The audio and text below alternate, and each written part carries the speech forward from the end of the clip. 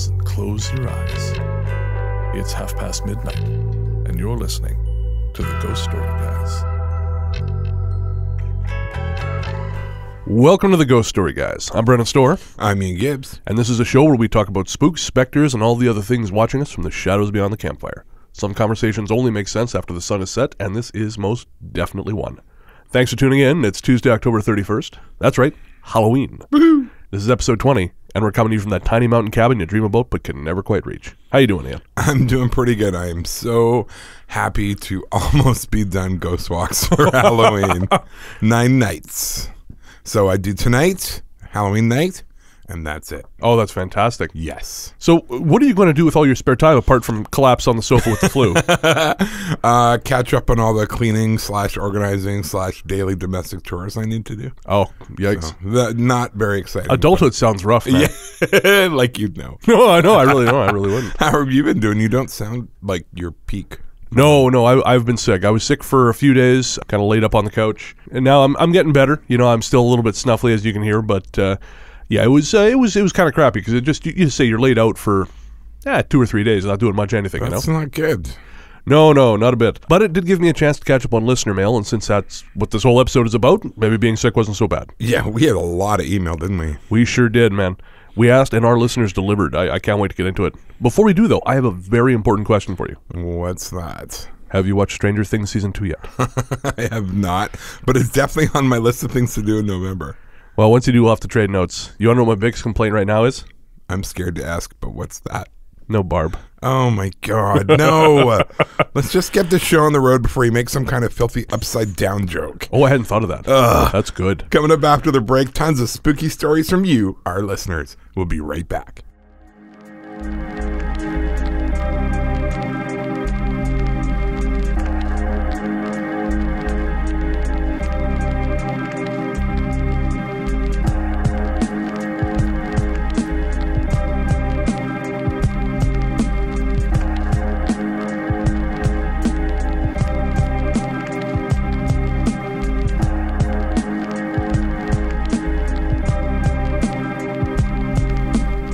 Welcome back.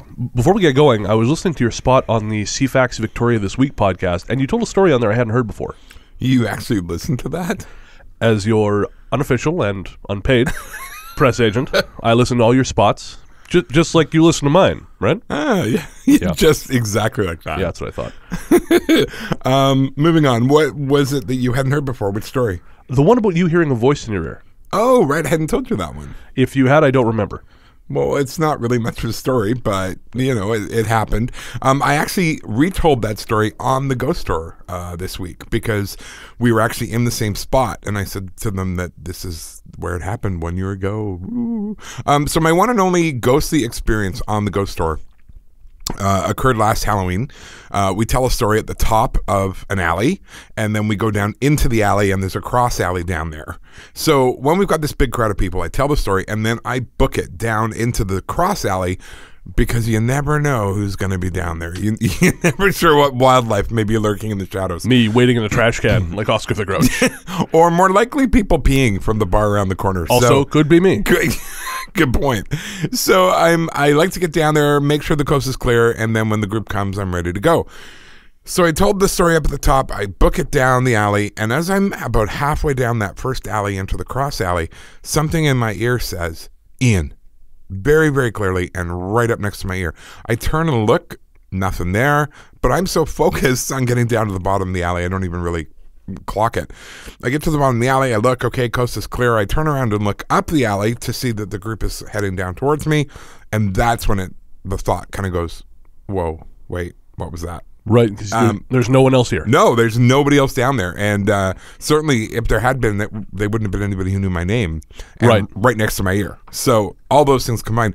And the story we tell in the alley, one of the things is that people have had ghosts cough right up next to their ear. Oh. So it did kind of fit with what was going on. The difference was it knew my name. Fun. Yeah. That's nice. Yeah. Please don't come home with me. Better you than me. Yeah. So yeah, it was really weird to have that happen right next to my ear. You know, it's funny you say that actually, because it reminds me of two things, and I think I mentioned one of these stories on the show already. But when I was in Honolulu about 3 years ago, I was out for a walk one night, and it was the last night there, and it was a very still night. You know, I was walking through Waikiki, and it was just very unusually quiet. I mean, it's always quiet there at night, but it was particularly quiet this night. I was walking down an empty street when I heard someone say in my ear, "Hey." Oh, wow. And I looked up and down the street, and the only person I saw was this dude about half a block up having a smoke. Yeah, it wouldn't have been him. No, that's it. It was right there. Wow. And I went back to the condo we were renting. Yeah. And got into bed. I thought, well, this noise, I'm going to sleep. And then I heard two jerks on the door, like someone was trying the door. Oh my God. Yeah. Like someone had followed you home. Yeah. Yikes. Yeah. So I just told Nikki in the morning, she peed the bed, not me.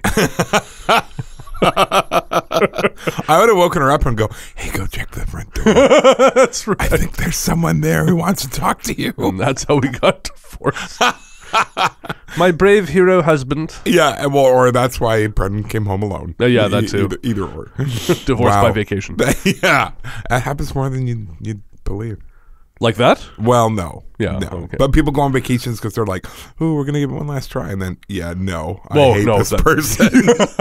Better that than having a kid to try and save the marriage. Well, though. good point. It's usually post-kid anyway, so. Oh, of course. Yeah. No. You want to figure out how much you hate someone, take them on vacation. It's true. Go on a road trip, even better. Yeah. And once we go to our first convention, they'll find us in our hotel room, hands wrapped around each other's throat.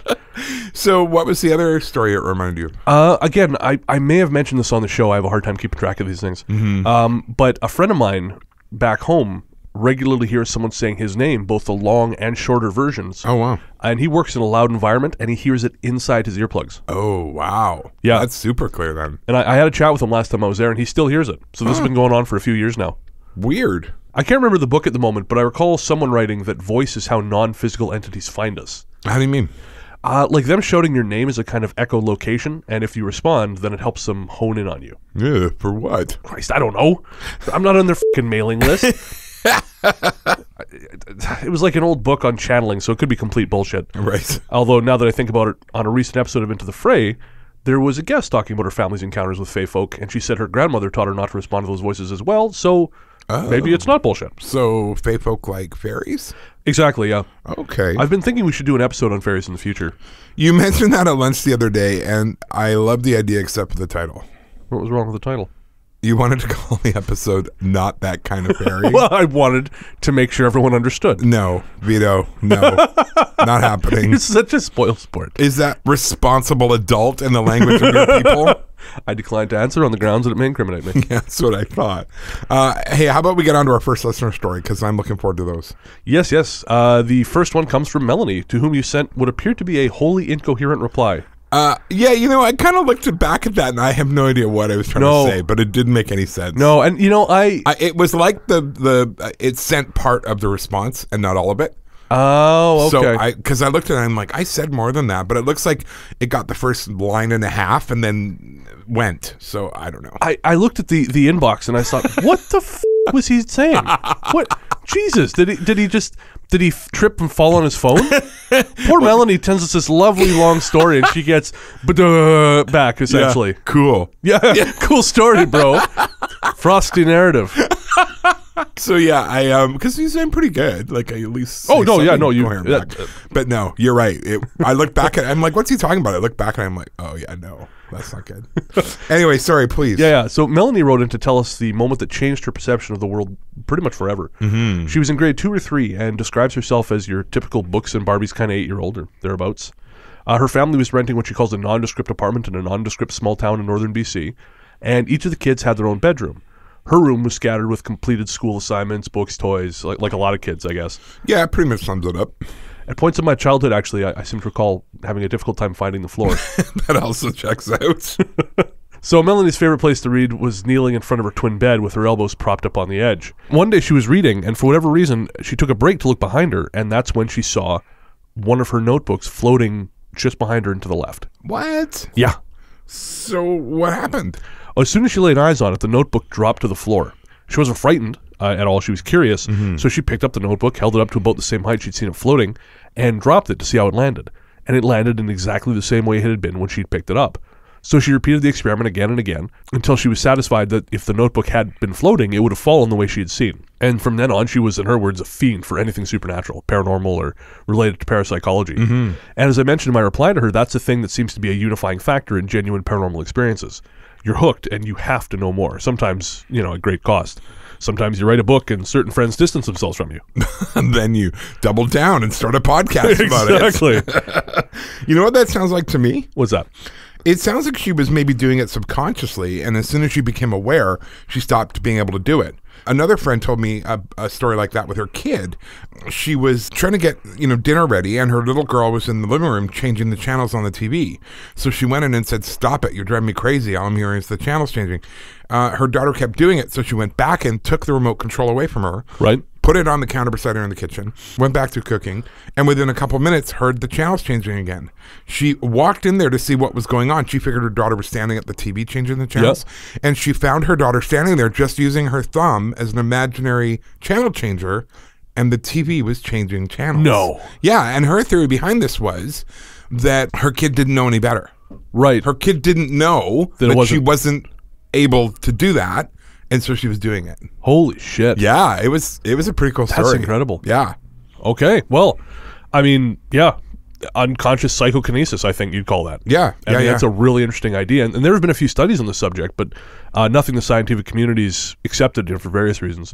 Mostly because they have questions about the control measures, which I guess is fair. But well, there was Uri Geller and the whole spoon bending thing. But he was never able to reproduce that under laboratory conditions. At least as far as I know. Yeah, no, I don't think he was either, which hasn't stopped him from getting a lot of press lately, but that's another conversation. You were telling me about one of the remote viewers you researched a while back. He could supposedly do it, but he had a weird name too, didn't he? Weirder than Uri Geller? Ingo Swann. Yes, right. Yeah, he was supposed to be the most gifted of all the remote viewers who worked on that program. Supposedly, he could not only view remote objects or inside secure spaces, but he could affect the function of a magnetometer, whatever that is, without ever coming near it. Nothing so dramatic as Melanie's example, but I wonder if something like, or the TV thing, but I wonder if something like that did come from her. Maybe it was only possible to do it subconsciously or unconsciously. Maybe the mechanism for that, something like that, or rather, is buried so far in her mind that the general noise of consciousness is more than enough to keep you from manipulating it. Well, and it's interesting because the same event I was at where the woman told the remote control story. Yep. One of the people who was sort of an expert in this said that that's probably where poltergeists come from. It's right. The unconscious, and it's usually when there's young people present in the house. Yep. It's that raging hormone thing, and all of that energy has to go somewhere, and so it ends up manifesting in the... Is it wrong? I'm just imagining a bunch of ghosts humping things. Oh my God. Like horny dogs? Yes, it's wrong. Okay. You asked, I'm telling you. But it also reminds me of something I once heard from a woman I worked with. Oh, yeah.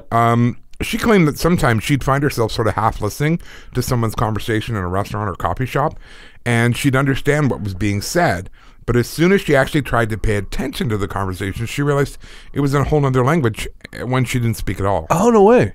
What do they call that? That's xenoglossy, I think. Xenoglossy is when you can speak a language you don't know. I'm not sure if that would apply in this case because she was only hearing it, but I mean, it's as close as we got, right? Right. Well, in a similar vein, when I'm really high, and for the record, listeners, this is not something that happens often. I talk about it more than it actually happens. I really only use pot to help me fend off anxiety and depression. Isn't pot like a depressive? Doesn't it make you depressed? That seems like a weird choice. It's actually different for everyone. Okay. And I would never tell anyone that pot is a cure-all for anything, but I've found that a light sativa or hybrid works to bring me up enough that I can deal with whatever's bothering me. So back when I was working my old job and hated the morning because I hated my job, I would use a really mild sativa spray tincture after waking up to bring me up to a place where I could actually start getting ready. Oh, interesting. Now I know. Anyway, you were saying? Right. So when I was first figuring out dosages and such, I would accidentally get way too high. Way too high. And when that happened, I would hear music I'd never heard before. Oh, wow. Songs that don't exist anywhere except my mind. Right. But when I tried to pay attention to the music, it would turn into something I already knew. And of course, I'm not musical in the slightest. No, you were not. But when I'm high, my mind creates these lovely melodies that I can only just hear. But again, I think that points to a subconscious thing of being obscured by conscious activity. Yeah, I mean, that actually also applies, kind of applies to our next email from Jay. Jay is a single father of 3, and hats off to you, Jay, because I'm a father myself, and just raising 1 kid in a 2-parent house was hard enough. 3 on your own? Yeah, I don't think I'd be doing that. I'd probably just sail away and leave the children leave the children on the dock. I'm imagining you in like a paper tricorner hat and a cardboard sword that is on the deck of a little dinghy. Anyway, according to Jay, he and his ex-wife divorced a few years ago, and of course, his parenting duties suddenly increased a lot, and he found himself struggling to keep up. Every now and then, if he had the kids at a crowded event, he'd find himself panicking because one of the kids was missing, except none of them were. All 3 kids were right there with him, but he would be convinced he was missing a 4th. He initially wrote this off to being overwhelmed by the feeling of responsibility involved in looking after 3 kids, which, like I said, could not have been easy. No kidding.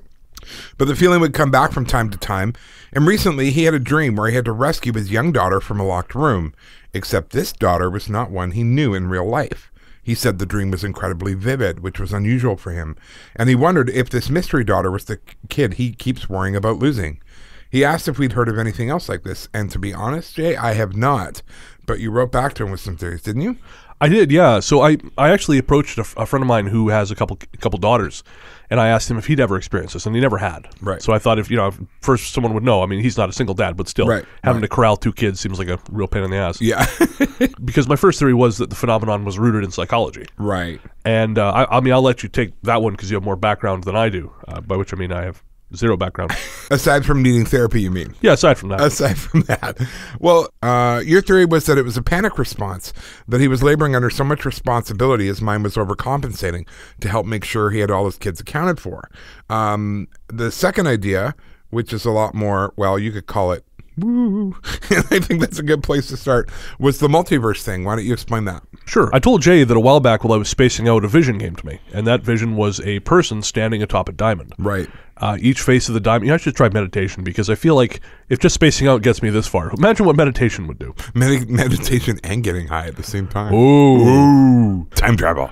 yeah, pretty much. But anyway, so each face of the diamond in my vision was a different different version of that person's life. Right. All of them controlled by the same consciousness, but fragmented so as to manage each individual life without being aware of the others.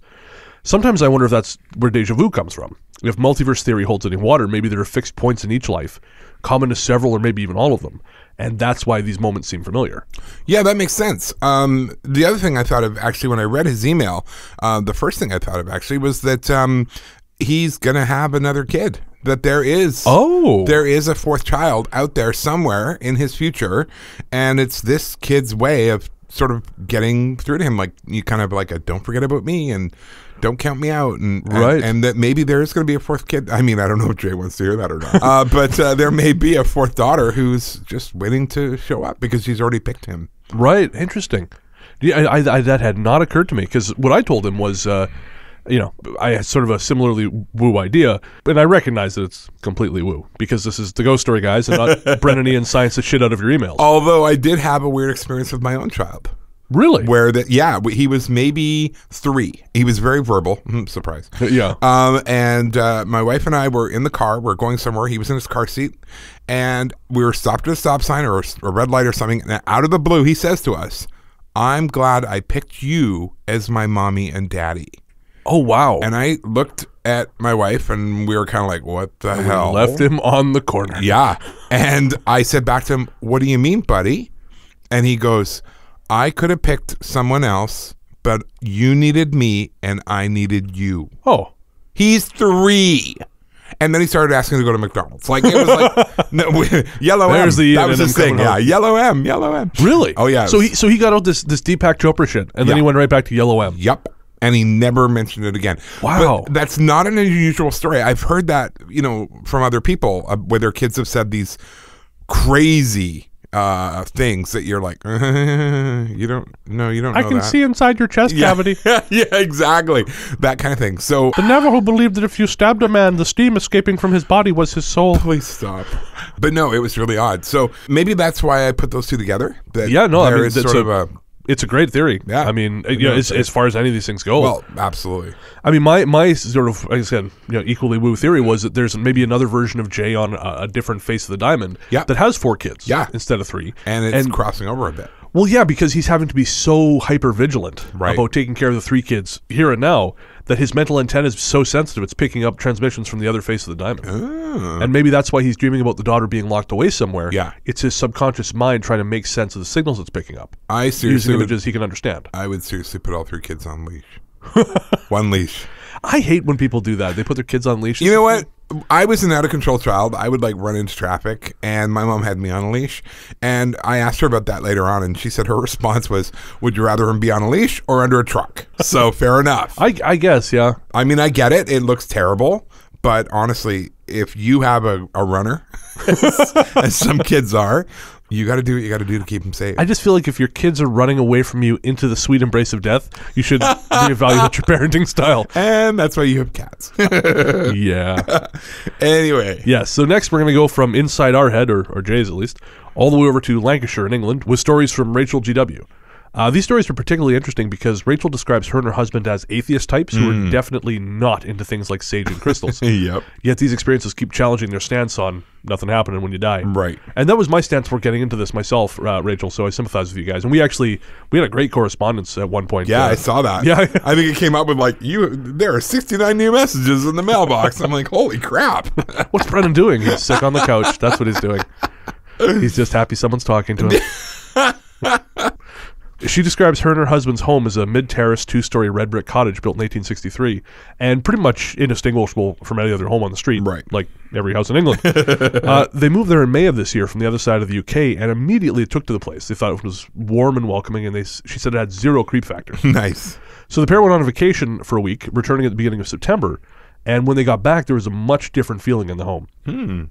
Rachel didn't want to mention it to her husband, but it just felt not great. Yeah. Before the vacation, she would quite happily work from home till 10 or 11 at night with all the lights off until her husband got home from work. Right. But now there was a heavy feeling in the air, and she felt unsafe, like there was an intruder in the house. Oh, that is awful. Yeah. To make things worse for Rachel, she would sometimes look down the steep staircase beside her office, and she was certain the darkness on the ground floor was thicker than it should be. Yeah, like there was a shape watching her. It was late September when she wrote to us, and the feeling had finally lifted the week before. When it did, her husband said to her, that weird feeling is gone. She realized she wasn't the only one who'd been sensing that things were kind of strange. Oh, wow. Yeah. Well, and the day after that, they got some mail addressed to the family of the previous occupant, an elderly widower. And get this, it was a collection agency chasing unpaid debt of a dead man. What's that line? You ever feel like no one cares about you? Try missing a couple credit card payments. Exactly. I really like the way Rachel put it. Pennywise be damned, and nothing is scarier than a credit card company. So she mentioned this mail to one of her neighbors who was close to the previous occupant, and he let slip that the last occupant was a widower because his wife died in the house. Oh, no. Oh, yeah. She fell down the stairs not long after they moved in, the day before Christmas Eve, no less. Man, God was in full kiss of death mode that day. I don't get that. In the movie Kiss of Death, Richard Widmark, he ties an old woman to her wheelchair with an electrical cord and pushes her down the stairs. Good God, why? Look, this episode's going to be long enough without me recapping the plot to 70-year-old movies. That's a good point. So the poor old lady falls down the stairs. Right. So Rachel discovered that the woman's husband left after his wife passed. He moved out of the house. Right. And then he died within a week or so of their vacation. Like just before they went on vacation. So you're thinking the feeling of an intruder was his spirit coming back to the home because it was a familiar place. That is an interesting idea. Yeah, I mean, especially since her perception of him was solid darkness, which we've always attributed solely to shadow people. Well, and that's what I was thinking. And so do you think he moved on after he discovered new people in his home? I sure hope so. Yeah. Because it was awful to think of him roaming around alone trying to find his place in the world. Ugh, no kidding. Now I'm sad. I thought that might be the case, and that's why I brought these. Gummy bears. Gummy bears. Gummy bears make everything better. You dig in, I'm going to mute your mic, and I will tell another of Rachel's stories. Done deal. I checked back in with her last week, and the house has been quiet ever since she sent that message. So whatever the case, the presence has moved on to greener pastures. But she did tell me about a creepy experience from her teens. When she was a kid, her family moved around a lot, and this particular story begins after they arrived in Cornwall, which is in the southwest of England, for those of you who don't know. Rachel was 14. Their home was a 15th century workers' cottage in a terrace of 4. For our North American listeners, terraced homes are what the English call townhouses. According to Rachel, the home was lovely with incredible views of Mare Zion. Of course, it's hard to get a bad view of Mare Zion, which is right on the coast and about 15 minutes from where Nikki and I got married in Penzance. As in Pirates of? Yes. That's hilarious. Every single person I mentioned that I got married in Penzance, he says, like the pirates? Well, yes, like the pirates. Well, it shows you're hanging out with cultured people, so pirates. Fuck you. Clearly you have not been to Penzance. No, I have not. Yeah. Anyways, Rachel says she quite liked her room. It was spacious, had thick walls, and looked out over the sea, so you wouldn't expect anything dark to turn up there. But it did. A few months in, the dark started getting thicker, and she would wake up in the night to find herself staring into the corner of her room next to the bed. Ooh. At first, she thought it was some kind of night terror, but it kept happening. So she moved her bed in such a way that she wouldn't have to see that corner when she woke up. That made it worse. And over the next few years, it just progressed. At first, she would feel someone standing next to her, and eventually, she would feel someone sitting on the bed. Oh, no. Yeah. When she was able, she would sleep at a friend's house, and when she wasn't, she made sure to sleep facing the wall so she wouldn't see anything by accident. Wow. And she described the feeling as just horrible and menacing. That's awful. And this went on for years? It did, yeah. It started when she was 14. She essentially did her best to become nocturnal, which, I mean, she says is easier when you're a kid. Or when you're you. Excellent point.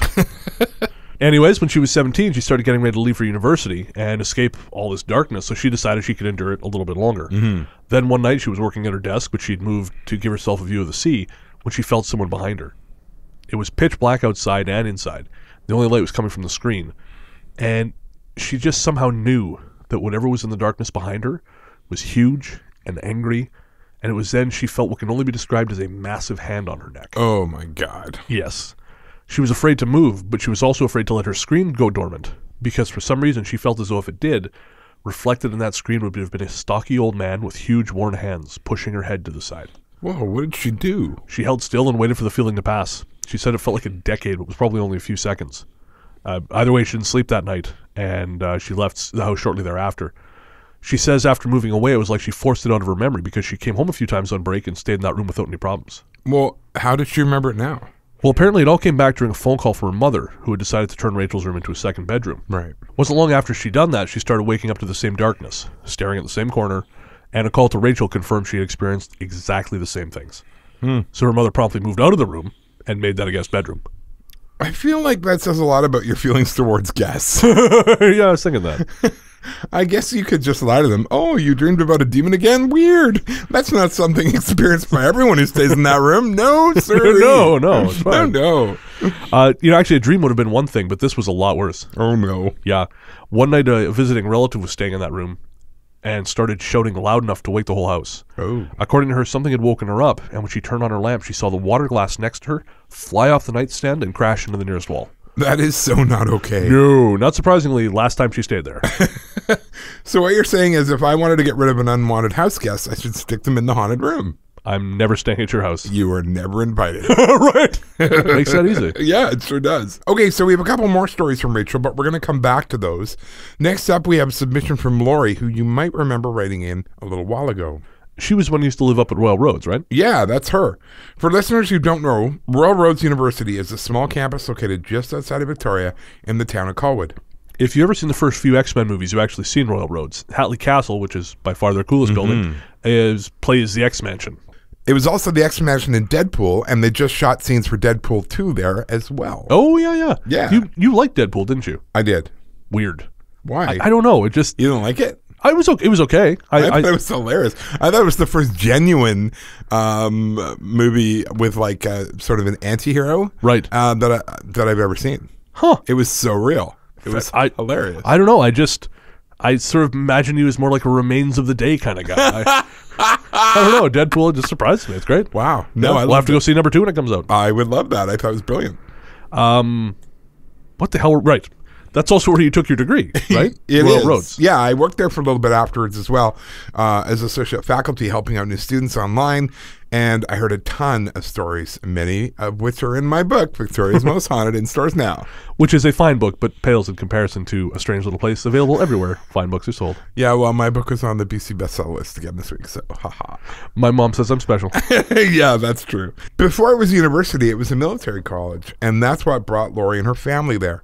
The house they lived in was originally the head herdsman's house, and it also say that 3 times. Yeah, I was going to say, and it also served as storage for the dairy before eventually becoming known as Building 16. That sounds ominous. That's kind of what's that Megadeth song? Is it Hangar 18? Why am I asking you? I really have no idea. That's fine. Just you tell and your Black Goat Sabbath crap. I don't know what you're talking about. That was the most dad thing you've ever said. I know. I'm embracing it now. You ever seen that? You and your kids and that internet nonsense. You ever seen that movie Blast from the Past with Brendan Fraser? I love that movie. Yeah, that's just you climbing out of the fallout shelter 30 years in the future. Like, what's happening? What is this devilry? Is that movie available on the Netflix that you kids are going on about? Anyways, continue.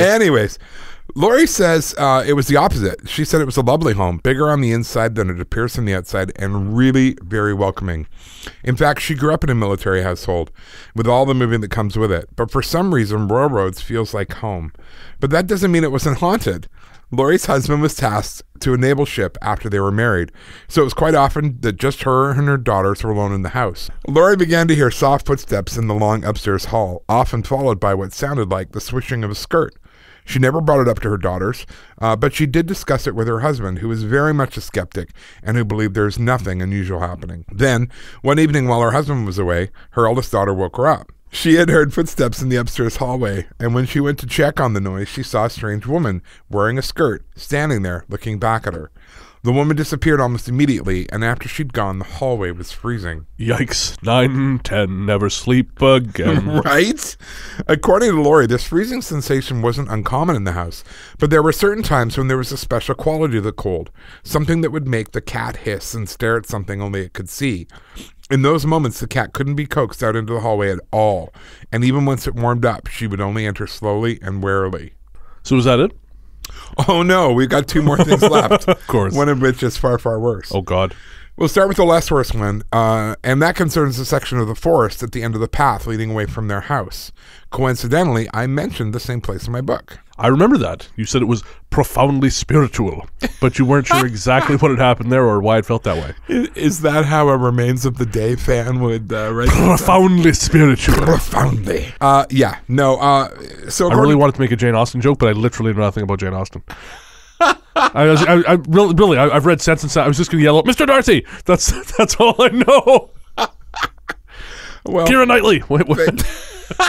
Thanks for trying. Yeah, so according to Lori, her and her family would regularly walk all over the Royal Roads grounds, except for that particular patch of forest.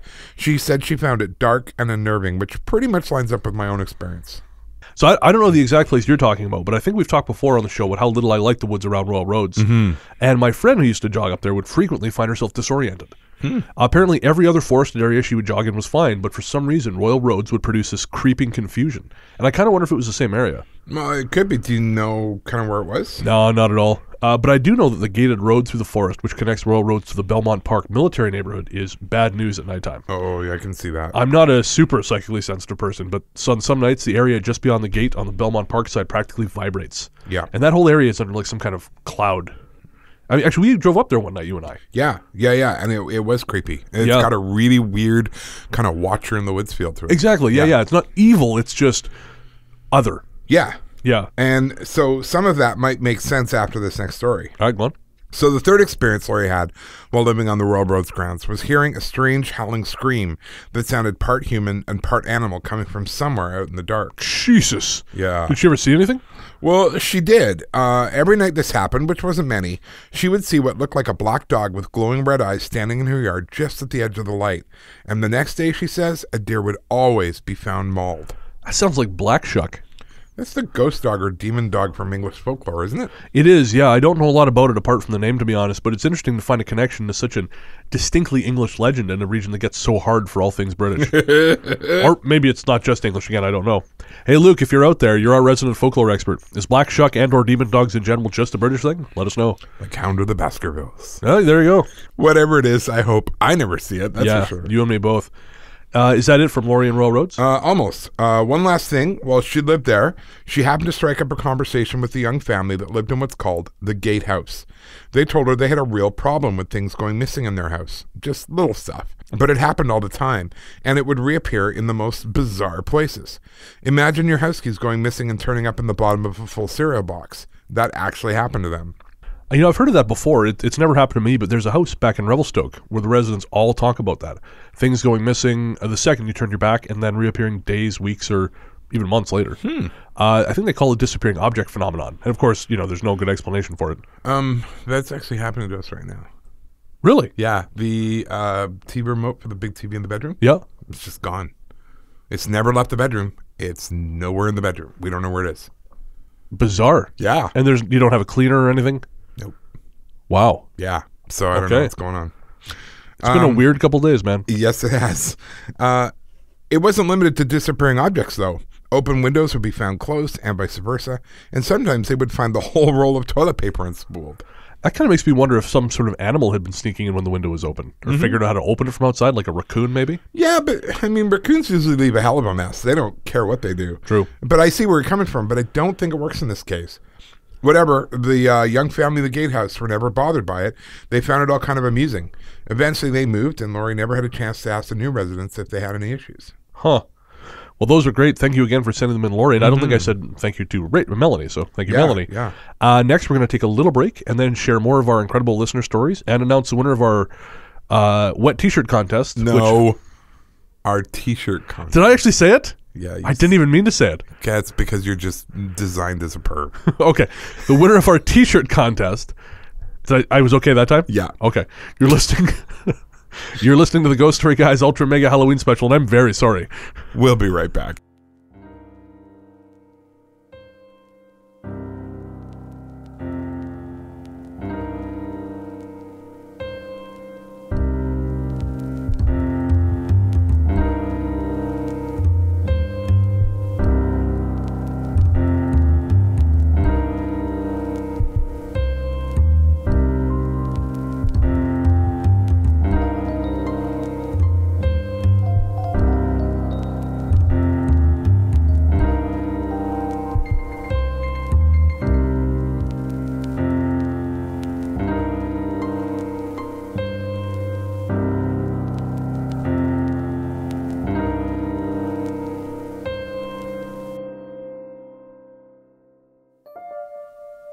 This episode of the Ghost Story Guys has been brought to you in part by coffeecrew.com.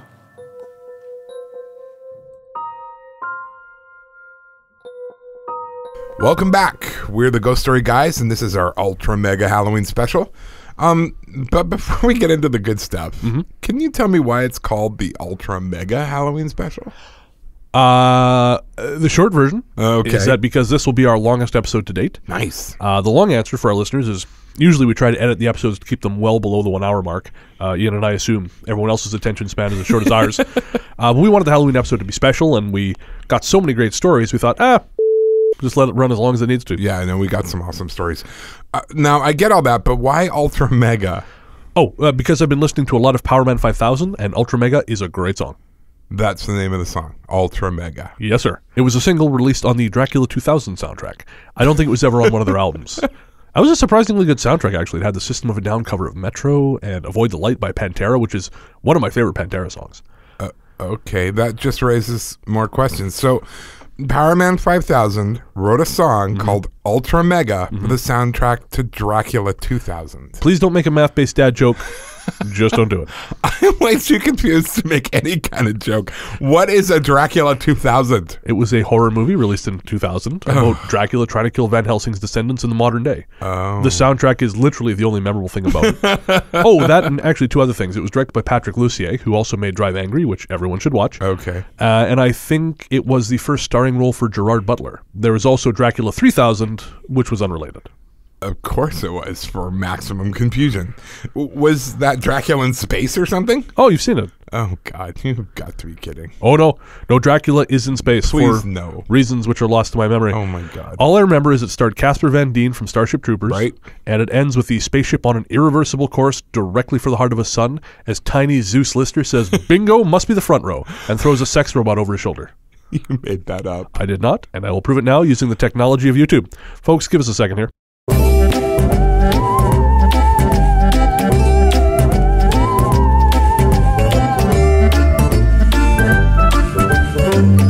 Why does that exist? Your guess is as good as mine.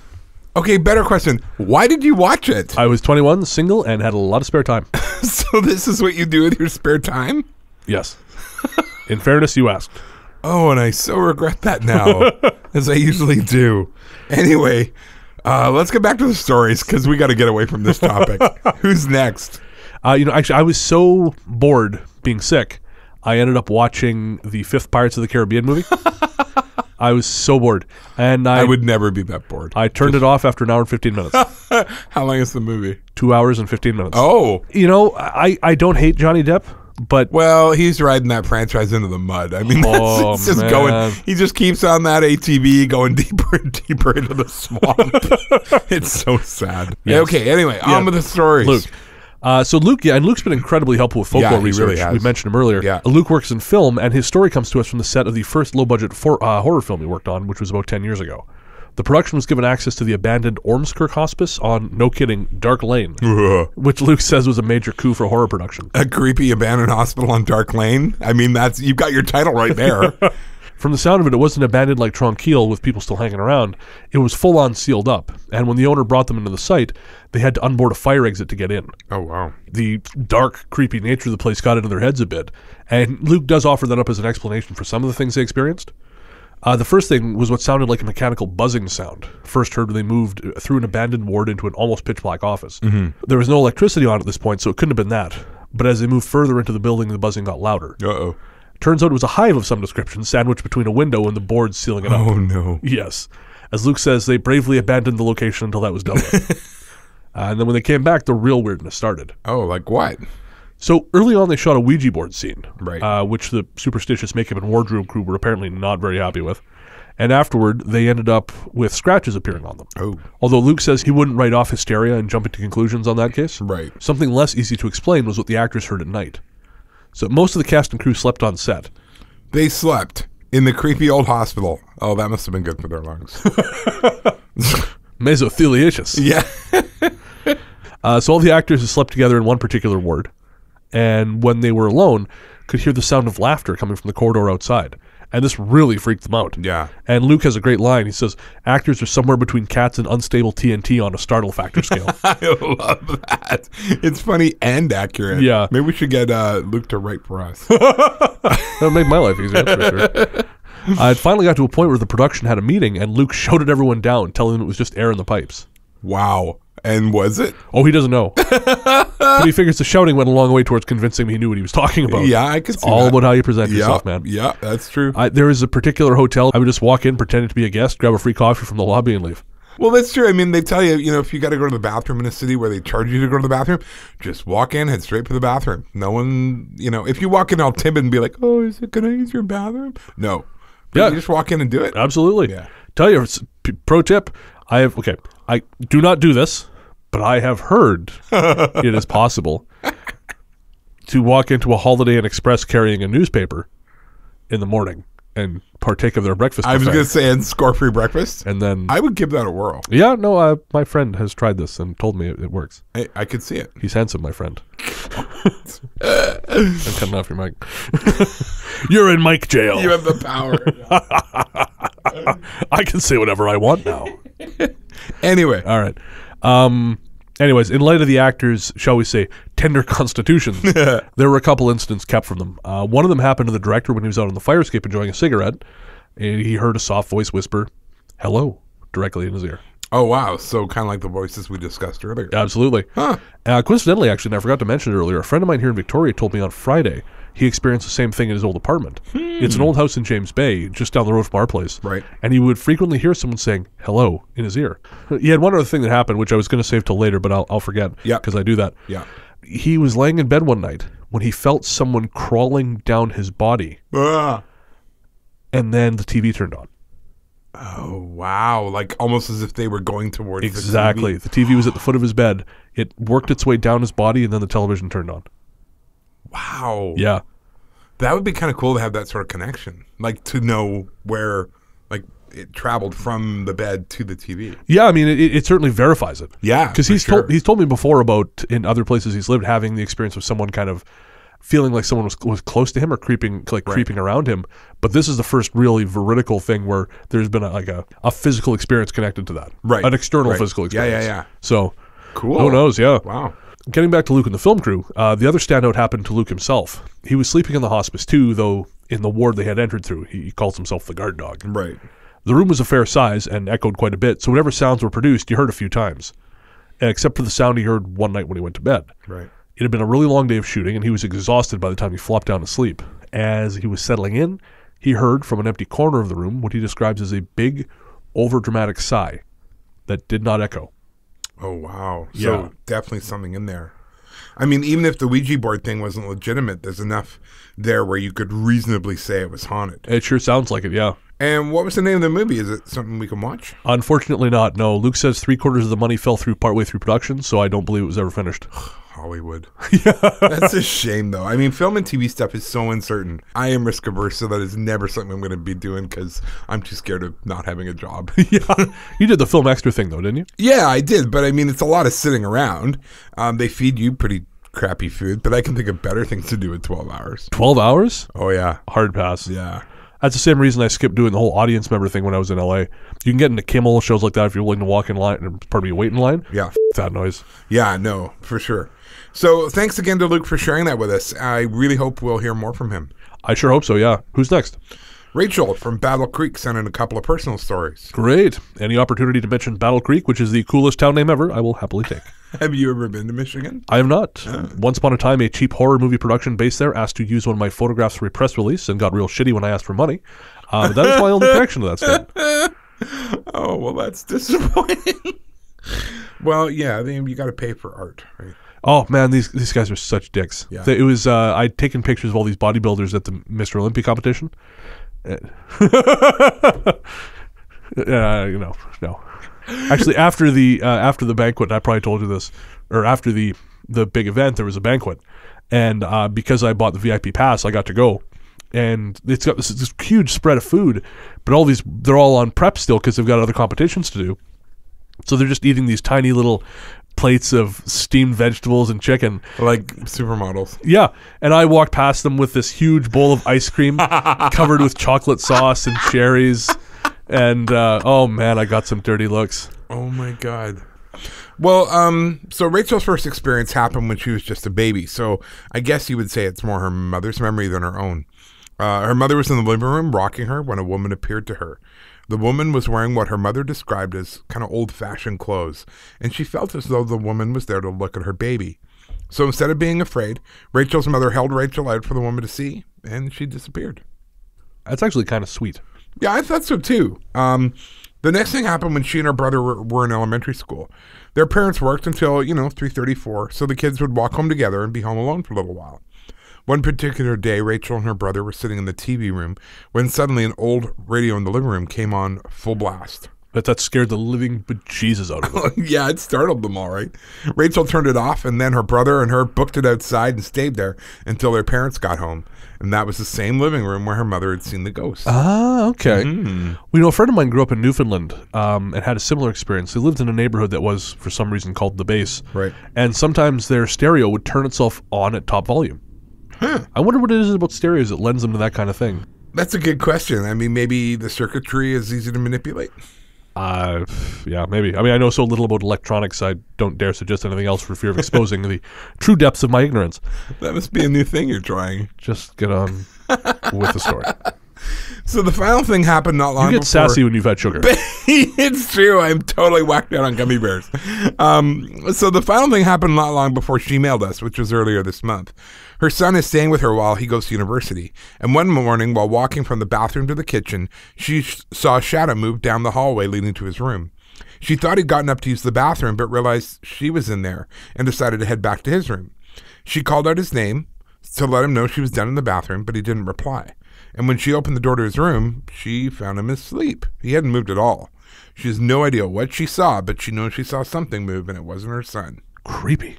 Right? Especially in the morning before you have had any coffee. See, I avoid this problem by sleeping through the morning whenever possible. Oh, God. You're one of those people who are like, there's an 8 a.m.? Yeah, two of those things? That seems wasteful. I wasn't sure whether I was going to mention this, but I'm going to bring it up just because I think Rachel might find it interesting. Yeah. When I was working on this episode, Yeah.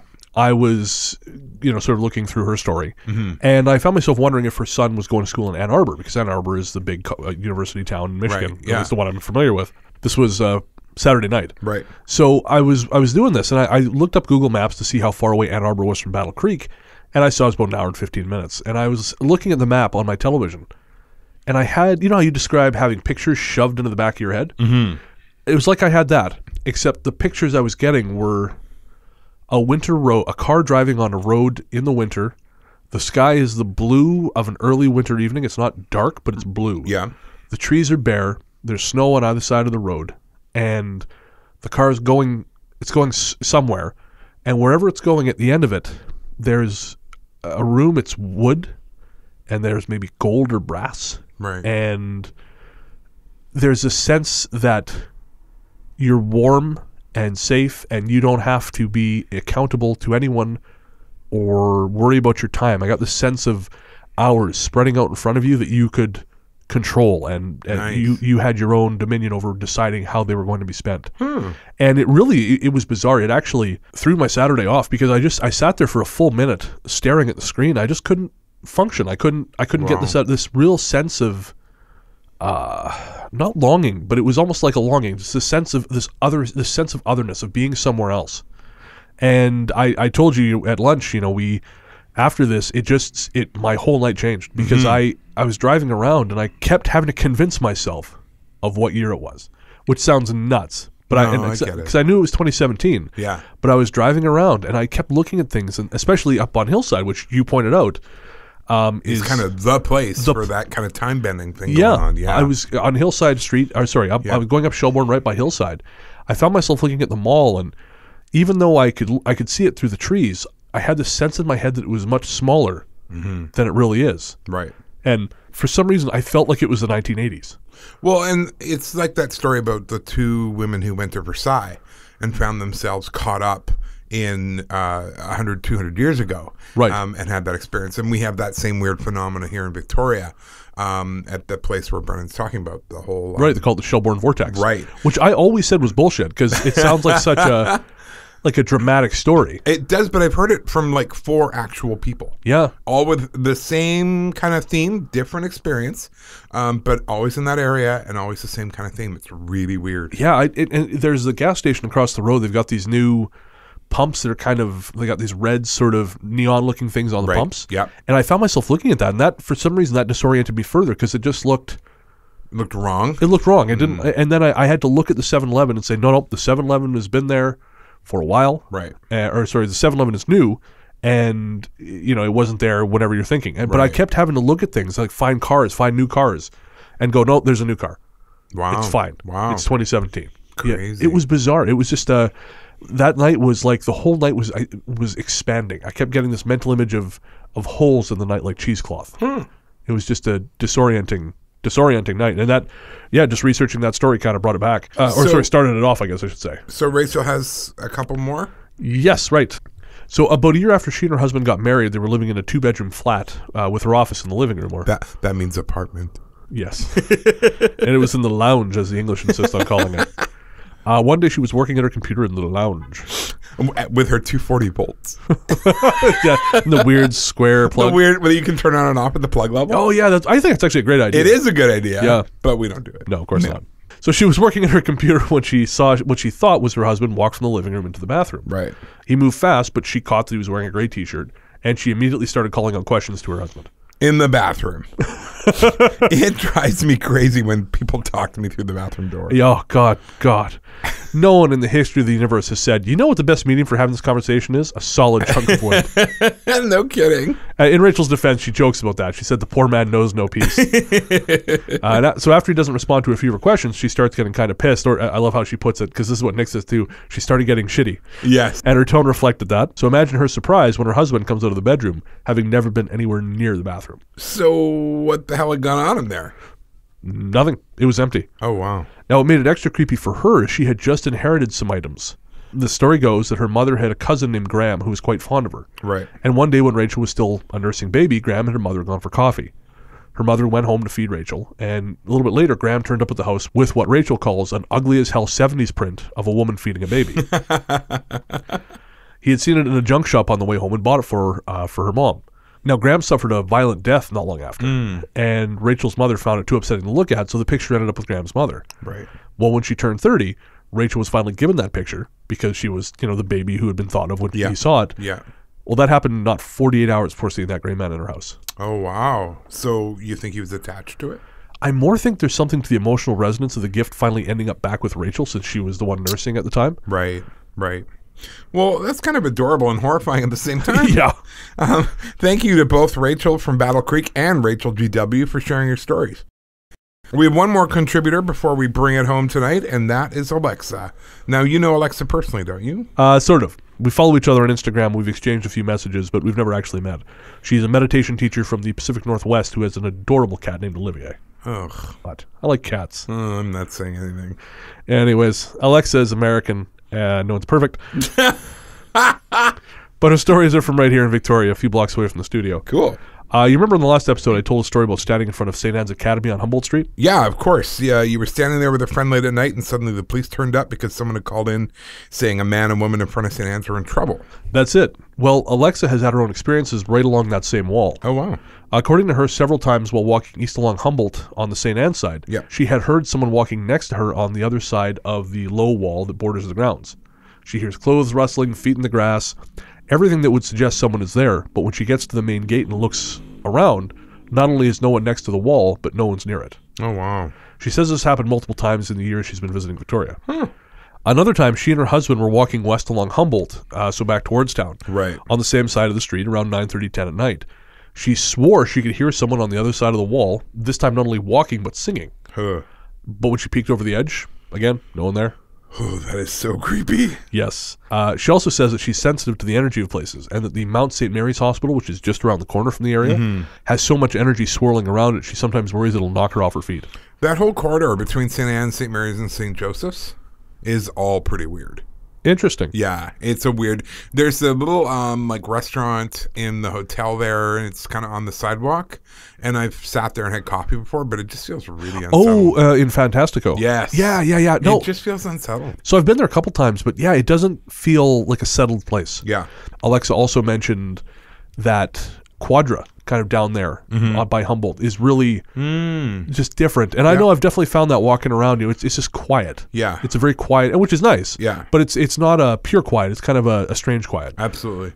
Did I ever tell you about the Walking Man? No, I don't think so. So to our listeners who don't know the area, St. Anne's Academy is at the northern end of Beacon Hill Park, which is a 200-acre green space at the south end of the city. Southgate Street separates the Academy grounds from the park, and sometimes at night, a friend of mine used to see a lean man dressed in denim loitering, and he would fall in behind her as she walked past, and she could hear his footsteps. But whenever she finally turned around, he was gone. Like he was never there. Wow, you definitely had not told me that one. I mean, that's really interesting because they moved burial cairns to make way for the park, right? I had heard that, and I mentioned it to my reply to Alexa, but I wasn't 100% sure. Yeah, no, they definitely did.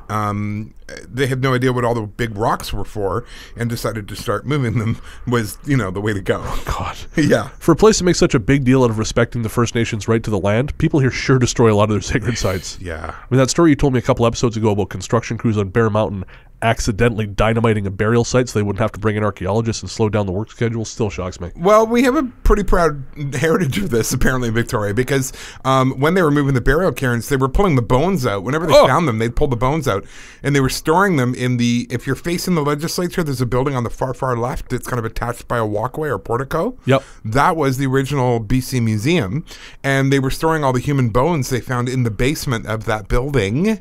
Yeah, and things were creepy, super creepy. So they eventually got the bones out of there, moved all these government office workers in, but no one could stay in the building because they were so creeped out because they felt people were around them and people were following them.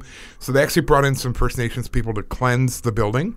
They had to do it 3 times before. Wow. Yeah, and even now it's still not 100%. So when they cleared away the stones, I stupidly thought they just moved the stones. I didn't realize they knew it was cairns. Well, no, I don't think they knew it was cairns, but once they found the bodies, they're like, oh, cool. and just started hauling the bones. Same with when they were cutting down the trees, the sacred groves that they used for sky burial. On Laurel Point there. Right. And there were many around here. There were lots. The bones would fall out, and they'd burn them or throw them in the ocean. Jesus. But if they were feeling extra conservative, they would take them as souvenirs. They'd keep them in their parlors. Holy crap. Yeah, not good. So don't be too shocked. We have a proud history of this in Victoria. That's crazy. Of screwing over sacred burial sites. Wasn't there, I seem to recall hearing a story about there also being cairns moved along Beach Drive.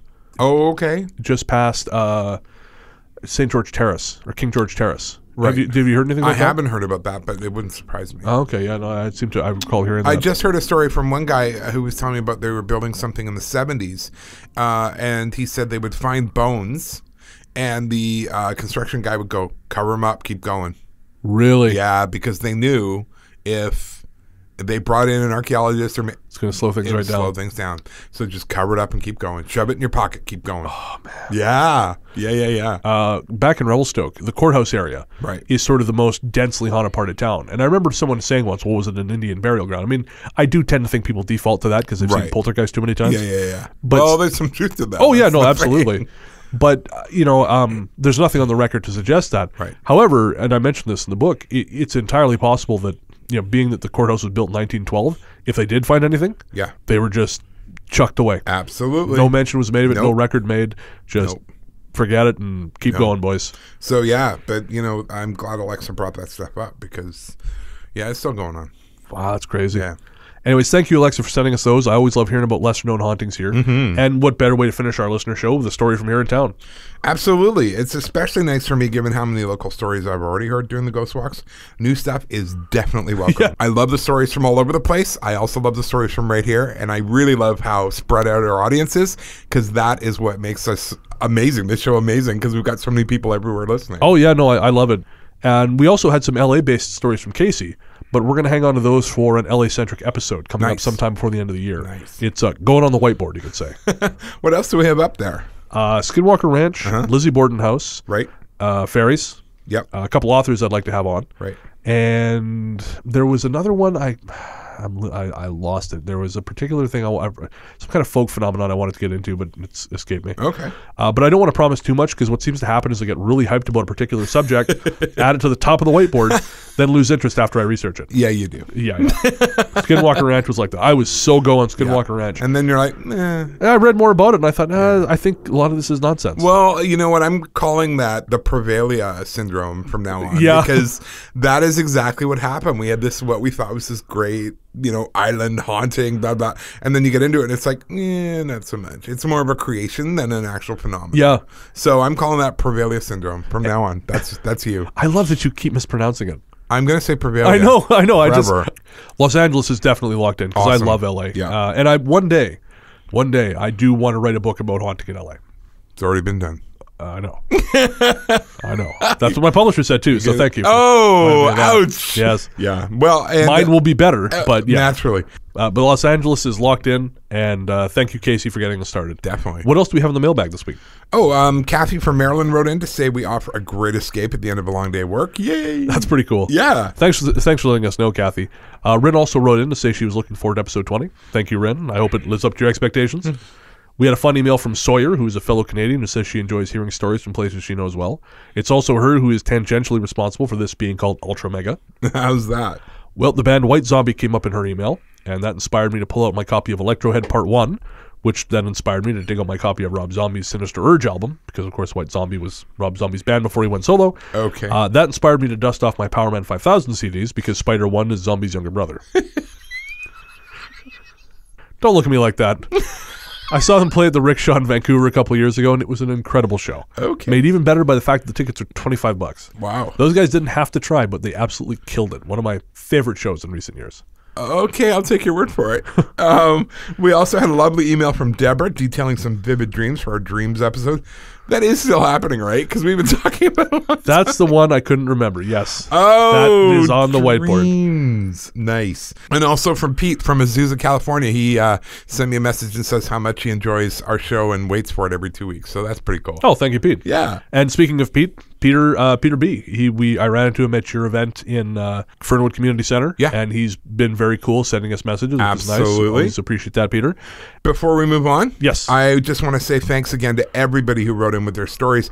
Melanie J, Rachel GW, Rachel from Battle Creek, Lori, Alexa, and Casey. We always say this, but it's doubly true for this episode. We literally could not have done this without you. Yeah, it is so true. And before we move on to the big draw. The big draw. Yeah, I just wanted to tell you this one thing that happened at the Shannon Sin signing at Bolin Books last week. Right. So I was standing in the back with Tori from Touchwood, Yeah. and this old man, because obviously the signing happens while the place is still open. Yeah. This old man comes over, and apparently he thought, oh, there's a crowd of people here listening to someone talk. Now is the time to browse for novelty socks on this creaky my God. metal rack. Are you serious? Yep. And he just starts turning this creaky.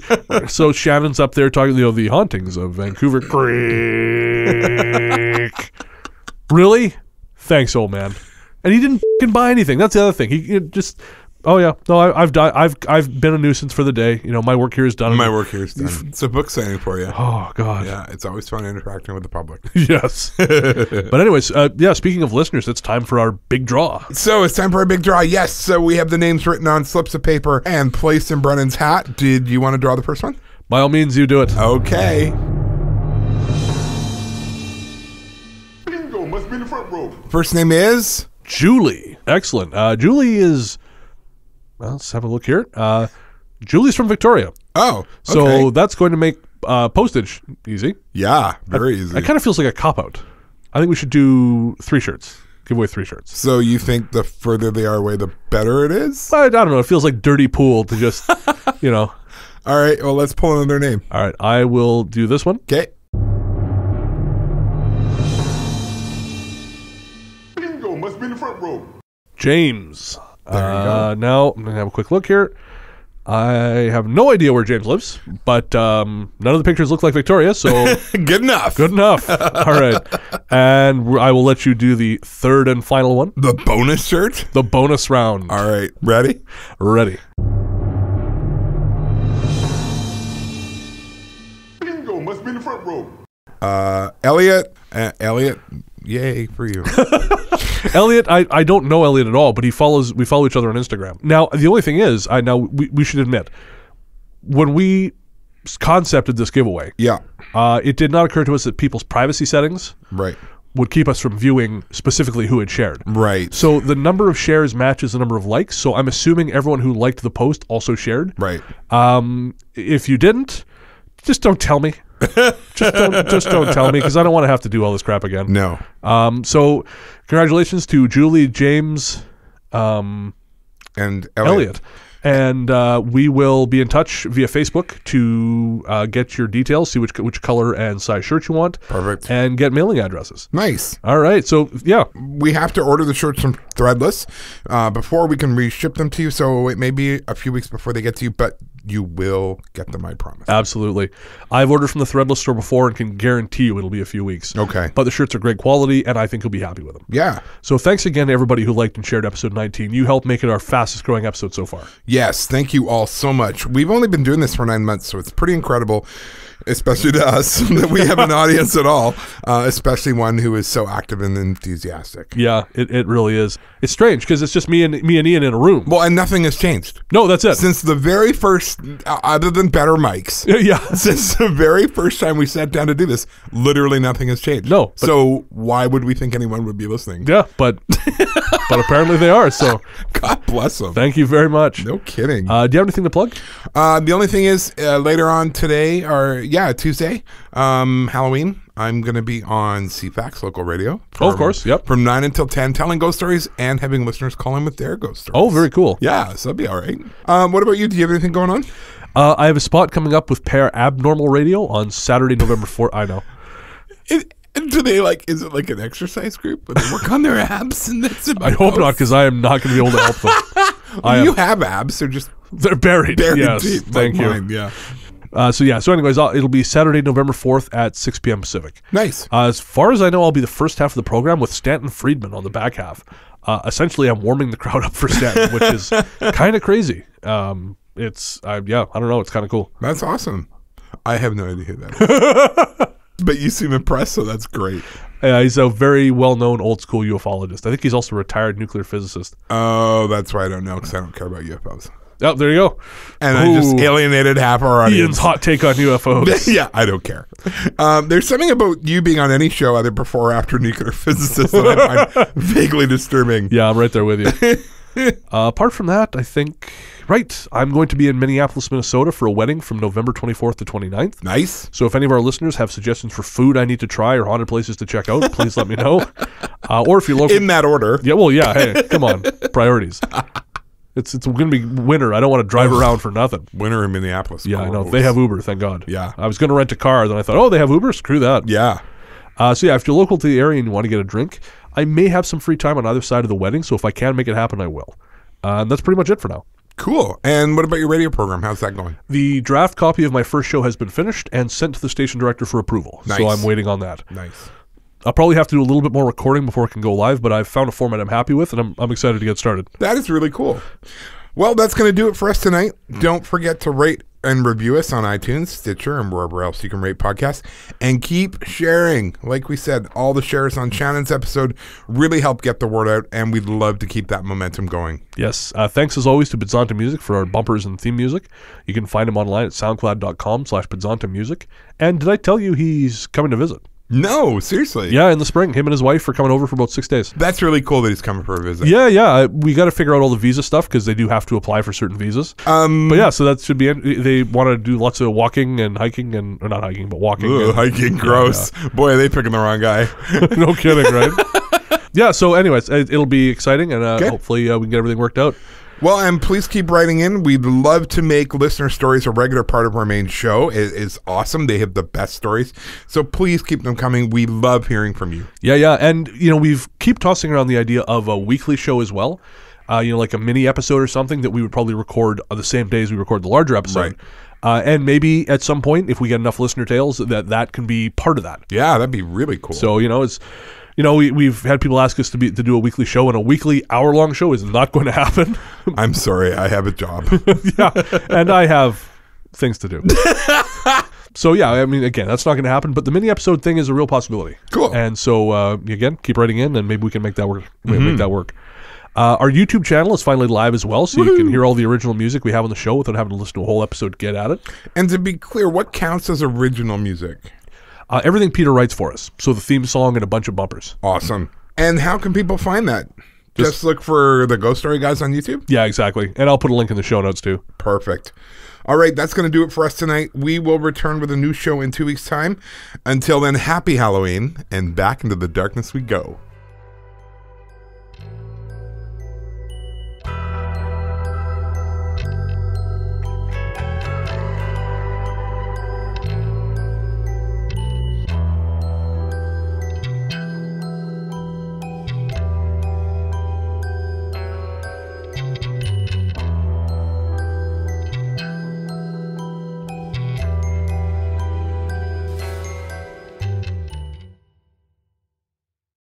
Yeah, it's all in the inflection.